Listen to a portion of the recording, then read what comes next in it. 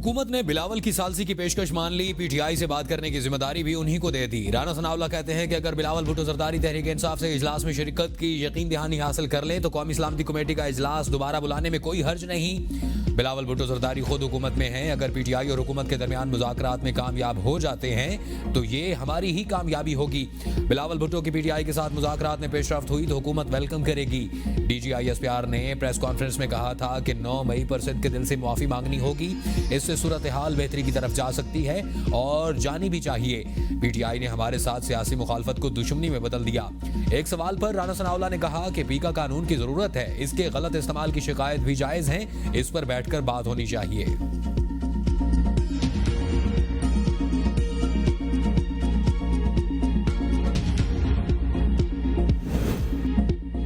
बानी पीटीआई से मुलाकातों का सिलसिला बहाल। बाबर अवान के नाम पर पीटीआई क़यादत में तनाज़ो खड़ा हो गया। सलमान अकरम राजा ने जेल अमले से कहा डिसिप्लिन कायम करें। बाबर अवान का नाम लिस्ट में शामिल नहीं। आपने बाबर अवान को अंदर क्यों बुलाया? हमने जो नाम दिए हैं उन्हीं को मुलाकात के लिए भेजा जाए।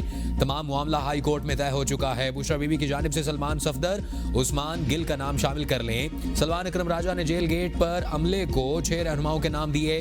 बाबर अवान का नाम फहरिस्त से कटवा दिया। हामिद खान, चौधरी जहीर अब्बास, उजैर भंडारी, नियाजुल्लाह नियाजी, सलमान अकरम राजा और आजम स्वाति मुलाकात करने वालों में शामिल थे।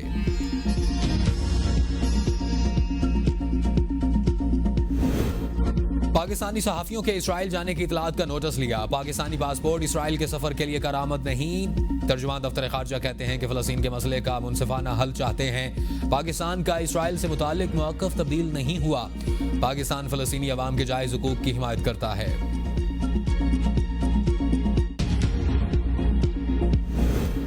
ECC ने रेकोडेक मंसूबे को कौमी अहमियत का हामिल करार दिया। वफाकी वजीर खजाना सेनेटर मोहम्मद औरंगजेब की सरबराही में ECC का वर्चुअल इजलास हुआ। इजलास में पेट्रोलियम डिवीजन की रेकोडेक मंसूबे से मुताल्लिक समरी और उसकी लागत में इजाफे के अवामिल का जायजा लिया गया। अलामिया के मुताबिक ECC ने वजारत पेट्रोलियम और वजारत खजाना को करीबी राब्ता बरकरार रखने की हिदायत की और तमाम मुत्तफिका इक़दामात की बरवक्त तकमील यकीनी बनाने पर जोर दिया। ECC ने रेकोडेक मंसूबे की मुकम्मल हिमायत का यकीन दिलाया। Sports board coaching centre Skardu की तामीर के लिए 20 करोड़ रुपए की तकनीकी ज़िमनी ग्रांट की भी मंजूरी दे दी गई। इजलास में कहा गया कि वजारत बैनुस्सूबाई राब्ता कोचिंग सेंटर की तामीर के बाद उसे फ़ाल रखे। यह सेंटर मकामी खिलाड़ियों के लिए तरबियती मरकज़ के तौर पर काम करेगा।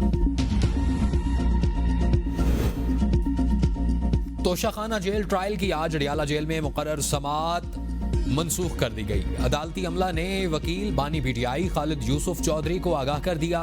केस में समाअत की नई तारीख आज दी जाएगी। 190 मिलियन पाउंड केस। बानी पीटीआई और बुशरा बीबी की सजा मुअत्तली की दरख्वास्त पर समाअत ईद के बाद तक मुलतवी। शुएब शाहीन की इस्तदा मुस्तरद। इस्लामाबाद हाई कोर्ट के कायम मुकाम चीफ जस्टिस ने कहा ईद के बाद ये केस रख लेंगे। बानी पीटीआई के वकील की अदम मौजूदगी पर अदालत ने केस की समाअत मुलतवी कर दी।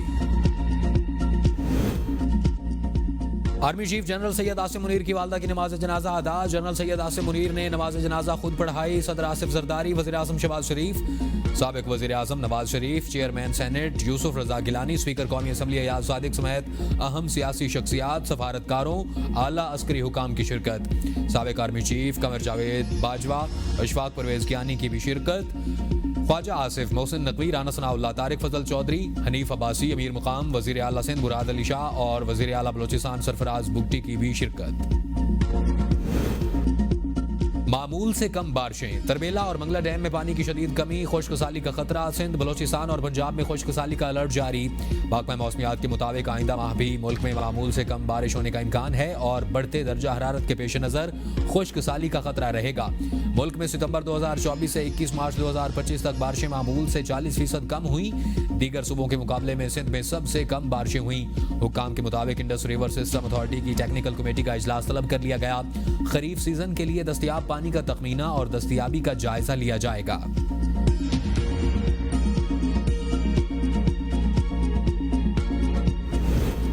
चेयरमैन पाकिस्तान पीपल्स पार्टी बिलावल भुट्टो के लाहौर में डेरे। पीपल्स पार्टी रहनुमाओं की मुलाकात। पंजाब की सियासी सूरत हाल और दीगर उमूर पर तबादला ख्याल। कहा पंजाब में पार्टी की तंजीम साजी जल्द मुकम्मल की जाए।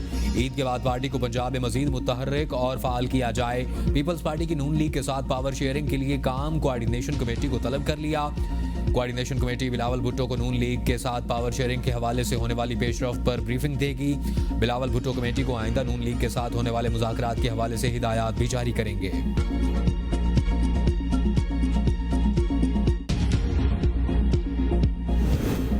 पीटीआई वालों के साथ बात करने की बार बार कोशिश की। बिलावल भुट्टो अगर उनको राजी कर सकते हैं तो कोशिश कर लें। वज़ीर इत्तलात पंजाब उस्मा बुखारी की मीडिया से गुफ्तगू। कहा, मरियम नवाज अवाम की फलाह बहबूद के लिए दिन रात काम कर रही हैं। नौजवान पाकिस्तान का मुस्तकबिल हैं। नौजवान जदीद उलूम से खुद को बहरामंद करें। पंजाब आर्ट्स कौंसिल नौजवानों की फलाह बहबूद के लिए काम कर रही है।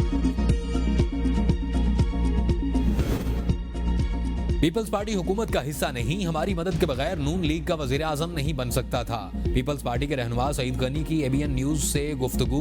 उन्होंने कहा कि हमसे वोट लिए बदले हमने उनसे चेयरमैन सेनेट की सीट ली। सिंध के लोगों को नुकसान पहुंचता हो तो हम उस पर बात करेंगे। हम आईनी हदूद में रहकर एहतजाज भी करेंगे। कराची पर हमने जितनी तवज्जो दी माजी में किसी ने नहीं दी। नवाज शरीफ को दौरान कैद अपनी बात करने का इख्तियार था। बानी का बयानिया नहीं चलेगा तो ये हुकूमत और इस्टेब्लिशमेंट की जीत होगी। फैसल चौधरी की एबीएन के प्रोग्राम सवाल से आगे में गुफ्तगू। कहा, आज़ादी इजहार राय हर शहरी का हक है। बानी पीटीआई का बयानिया सामने नहीं आएगा तो हम क्या करेंगे। बानी पीटीआई की बहनों को भी मुलाकात नहीं करने दी गई। बाबर अवान सीनियर वकील है, उनकी बानी से मुलाकात होनी चाहिए थी। ईद की वजह से 2 हफ्ते तक बानी से किसी की मुलाकात नहीं हो सकेगी। बानी डील करने वाले बंदे नहीं, अगर डील करनी होती तो पहले कर लेते। बुशरा बीबी की फैमिली को मुलाकात की इजाजत दी गई। हम तीनों बहनों को बानी से मिलने नहीं दिया गया। अलीमा खान कहती हैं कि हमें 2.5 घंटे बिठाकर रखा गया। बानी पीटीआई से मर्जी के लोगों की मुलाकातें करवाई जा रही हैं। अगर अदालत मीडिया से गुफ्तगू पर वकला को पाबंद कर सकती है तो फहरिस्त के मुताबिक मुलाकातों पर भी पाबंदी क्यों नहीं कर सकती। बानी ने वकला को बताया जेल इंतजामिया ने उन्हें पैगाम दिया है कि ईद की छुट्टियों में मुलाकात नहीं होगी। बानी ने वकला से मुलाकात में बलोचिस्तान की सूरत हाल पर बड़ी तशवीश का इजहार किया। JIT में मुझे बताया गया कि सोशल मीडिया पर जो कुछ हो रहा है उसकी जिम्मेदार आप हैं। हमारे 1000 से जायद लोग 26 नवंबर के बाद जेलों में हैं। अपने असीरों के लिए जो कुछ कर सकते हैं वो करेंगे।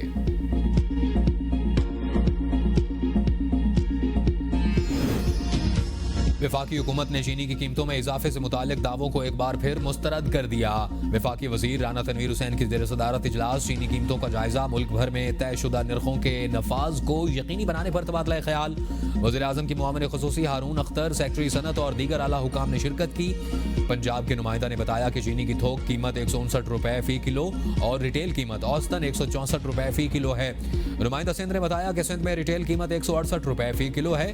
नुमाइंदा खैबर पख्तूनख्वा ने कहा कि सूबे में एक्स मिल चीनी की कीमत 164 रुपए फी किलो है। नुमाइंदा बलोचिस्तान के मुताबिक सूबे में चीनी की कीमत 168 रुपए फी किलो है। वफाकी वजीर राना तनवीर ने कहा कि चीनी की कीमतों में किसी भी किस्म की बेज़ाब्तियाँ नाकाबिल कबूल हैं और तमाम सूबे थोक कीमत 159 रुपए फी किलो और रिटेल कीमत 164 रुपए फी किलो का सख्ती से नफाज करवाएं। इस्लाहात का मकसद साइलिन को बर वक्त और मुअस्सर इंसाफ की फराहमी यकीनी बनाना है। चीफ जस्टिस पाकिस्तान याहिया अफरीदी का मुख्तलिफ शोबाजात के सरबराहान के साथ मुशावरती इजलास से खिताब।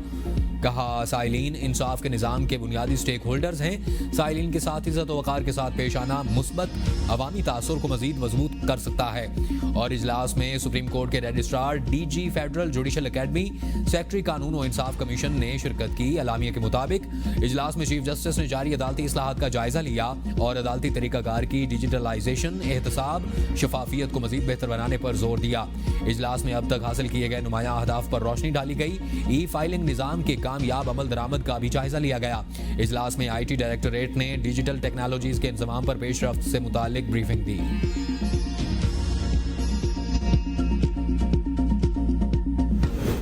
आइन को पामाल करने में पीटीआई ने कोई कसर नहीं छोड़ी। पीटीआई ने अपने दौरे हुकूमत में ऑपोजिशन पर केसेस बनाए। नून लीगी रहनुमा खेल दास कोहिस्तानी की एबीएन न्यूज के प्रोग्राम बदलों में गुफ्तगू। कहा, पीटीआई के दौरे हुकूमत में फिरौनियत उरूज पर थी। 2018 में पीटीआई ने हमारे मैंडेट को चोरी किया।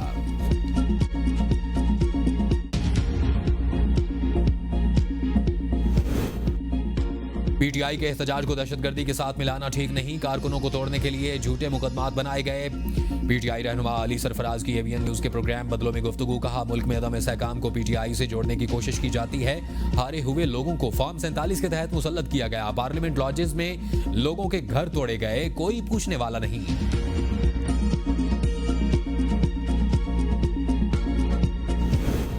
बिजली कीमतें कम न करने की बातें दुरुस्त नहीं। वफाकी वजीर तवानाई अवैस लगारी की मीडिया से गुफ्तगू। कहा, हम जुबान के पक्के हैं, बिजली की कीमतों में जरूर कमी होगी। वजीर आजम जल्द खुशखबरी सुनाएंगे। हमारी जुबान पीटीआई हुकूमत की जैसी नहीं है। वफाकी मोहतसिब को साल 2023 की निस्बत 17% जायद शिकायत मौसूल। सदर मुमलिकत आसिफ अली जरदारी से वफाकी मोहतसिब एजाज अहमद कुरैशी की मुलाकात। रिपोर्ट पेश की। 2024 में रिकॉर्ड 2,26,000 से जायद शिकायत मौसूल हुई। चीफ इलेक्शन कमिश्नर और 2 मेंबरान की तैनाती में ताखीर। तहरीक इंसाफ ने इस्लामाबाद हाई कोर्ट में दरख्वास्त दायर कर दी। दरख्वास्त में मौक़िफ़ इख्तियार किया कि chief election commissioner member Sindh और बलोचिस्तान अपनी मुद्दत मुकम्मल कर चुके हैं। चीफ इलेक्शन कमिश्नर और मेंबरान की तैनाती में ताखीर करके आइन की खिलाफ वर्जी की जा रही है। अदालत करार दे कि वज़ीर आज़म, स्पीकर कौमी असम्बली और चेयरमैन सेनेट अपनी आइनी जिम्मेदारी अदा करने में नाकाम रहे। स्पीकर को पार्लिमानी कमेटी तश्कील देकर अरकान कौमी असम्बली के नाम देने की भी हिदायत करने की इस्तदा।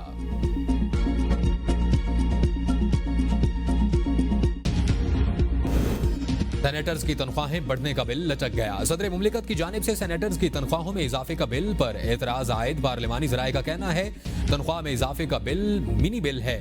सेनेटर्स की तनख्वाहें इस तरह के बिल से बढ़ाई नहीं जा सकती।